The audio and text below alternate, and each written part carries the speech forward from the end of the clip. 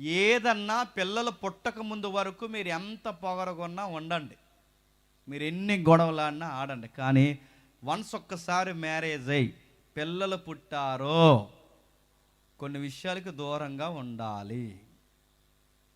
నువ్వు ప్రతి దాంట్లోకి లింగి పైకి కట్టేసి తగునమ్మా అని నీకు అక్కర్లేని గొడవలో దూరిపోతే, నీకు తగలగొండ చోట తగిలితే నేను తీసుకెళ్ళి హాస్పిటల్లో పడేస్తే దాని ఎఫెక్ట్ ఎవరి మీద పడుతుందో తెలుసా?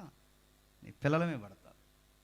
పోనీ నీకు సంబంధం లేని గొడవలో తిరిగి నువ్వేమైనా చెయ్యి సిరితే, ఆ చెయ్యి తాకడికి ఎవరికైనా దెబ్బ తగిలితే, నీ మీద ఒక ఎఫ్ఐఆర్ పడితే, నేను పోలీసులు తీసుకెళ్ళిపోతే, చదువుకోవడానికి స్కూల్కి వెళ్తున్న పిల్లలతో తోటి పిల్లలు ఏమంటారు తెలుసా? మీ నాన్న పోలీసులు తీసుకుపోరట కదరా అంటారు. అప్పుడు నీ కొడుకు ఏమైపోవాలి, నీ కూతురు ఏమైపోవాలి?